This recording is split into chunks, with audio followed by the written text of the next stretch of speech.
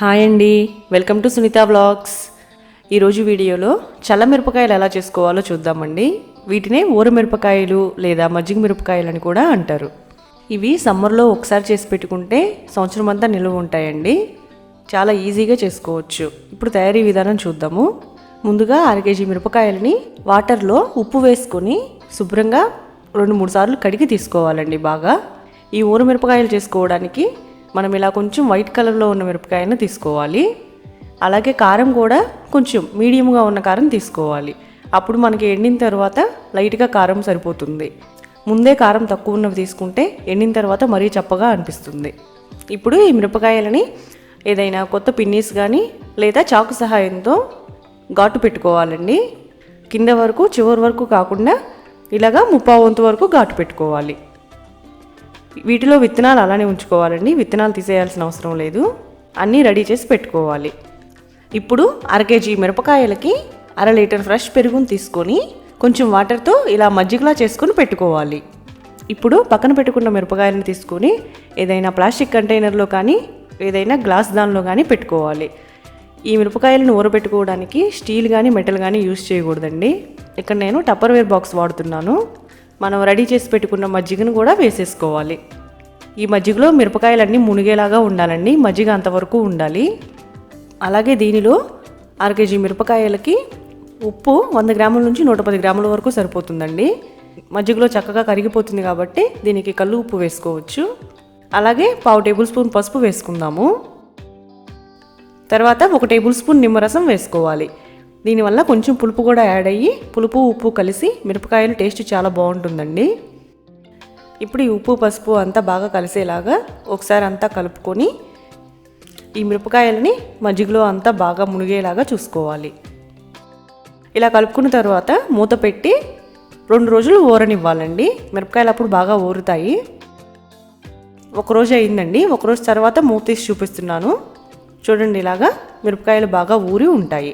ఇప్పుడు 2వ రోజు కూడా ఒకసారి అడుగున ఉన్న మిరపకాయలు పైకి వచ్చేలాగా అంతా బాగా కలుపుకోవాలి. చేతితో కలుపుకుంటే చక్కగా తొడేలు కూడా ఊడిపోకుండా ఉంటాయి. కలుపుకొని మళ్ళీ 2వ రోజు కూడా ఊరనిద్దాము. ఇలాగా 2 రోజులు ఊరనివ్వడం వల్ల బాగా ఊరి టేస్ట్ చాలా బాగుంటుందండి. 2 రోజుల తర్వాత చూపిస్తున్నాను. ఇప్పుడు 3వ రోజు ఎండలో పెట్టుకుందామండి. ఇప్పుడు వీటిని మజ్జిగ ఏమీ రాకుండా ఏదైనా ఫిల్టర్ సహాయంతో లేదా చిల్లులు గరిటె తీసుకొని మజ్జిగంతా వంపేసుకోవాలండి. మజ్జిగ రాకుండా ఓన్లీ మిరపకాయల వరకు ఏదైనా ప్లాస్టిక్ షీట్ మీద వేసుకొని ఎండలో పెట్టుకోవాలి. ఉదయం నుంచి సాయంత్రం వరకు ఎండబెట్టుకోవాలి. ఈ మజ్జిగని మళ్ళీ తిరిగి వాడుకుంటామండి. ఉప్పు పసుపు వేసాం కాబట్టి బయట ఉన్నా కూడా ఏమీ పాడవవు. చూడండి, ఒకరోజు ఎండిన తర్వాత ఇలా ఉంటాయండి. లైట్గా కలర్ కూడా చేంజ్ అవుతాయి. ఇలా ఎండిన వీటిని మళ్ళీ తిరిగి అదే మజ్జిగలోకి వేసేసుకోవాలి. ఎండలో నుండి తెచ్చిన వెంటనే వేసేసుకోవాలండి. అప్పుడు ఆ మిరపకాయలు మిగిలిన మజ్జిగను కూడా బాగా పీలుస్తాయి. ఇలా అన్నీ వేసుకొని మూత పెట్టుకొని పక్కన పెట్టుకోవాలి. ఇప్పుడు 4వ రోజు ఉదయము మళ్ళీ ఈ మిరపకాయలని ఎండలో పెట్టుకుందాము. మజ్జిగేమీ రాకుండా వంపేసుకొని ఇలాగా మిరపకాయల వరకు షీట్ మీద వేసుకొని ఎండలో పెట్టుకోవాలి. ఇప్పుడు 4వ రోజు సాయంత్రంకి ఎండి ఇలా ఉంటాయండి. ఇంకా వీటిని మజ్జిగలో వేయాల్సిన అవసరం లేదు. మిగిలిన మజ్జిగ ఏమైతే ఉంటాయో అవి పడేయచ్చు. మజ్జిగ అంతా అయిపోయేంత వరకు రోజు ఈ ఎండిన మిరపకాయలను మజ్జిగలో వేస్తే ఇప్పుడు వచ్చే మిరపకాయలు మరీ మెత్తగా అయిపోతాయండి. 5వ రోజు నుండి కంప్లీట్గా ఎండలో కంటిన్యూగా పెట్టుకోవాలి.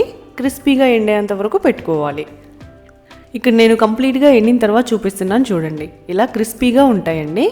ఇలా ఇంత బాగా ఎండే వరకు ఎండబెట్టుకోవాలి. ఇలా తయారైన వీటిని ఎయిర్ టైట్ కంటైనర్లో స్టోర్ చేసుకుంటే సంవత్సరం అంతా నిల్వ ఉంటాయండి. మధ్య మధ్యలో 2 నెలలకు ఒకసారి కొంచెంసేపు ఎండలో పెట్టుకుంటే సరిపోతుంది. సంవత్సరం అంతా బాగుంటాయి. ఇప్పుడు వీటిని ఆయిల్లో కూడా ఫ్రై చేసుకుందాము. కళాయిలో కొంచెం ఆయిల్ తీసుకొని ఆయిల్ వేడైన తర్వాత ఈ మిరపకాయలని లైట్ బ్రౌన్ కలర్కి వచ్చేంత వరకు వేయించుకోవాలండి మీడియం ఫ్లేమ్లో. ఇవి పప్పు, సాంబారు లేదా రసం వీటిలోకి సైడ్గా తినడానికి చాలా బాగుంటుందండి.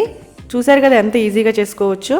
మీరు ఇలా ట్రై చేసి ఎలా వచ్చిందో కామెంట్ చేయండి. అలాగే లైక్ చేయండి, షేర్ చేయండి. ఇలాంటి టేస్టీ రెసిపీస్ కోసం సునీత వ్లాగ్స్ని సబ్స్క్రైబ్ చేసుకోవడం మాత్రం మర్చిపోకండి. Thanks for watching.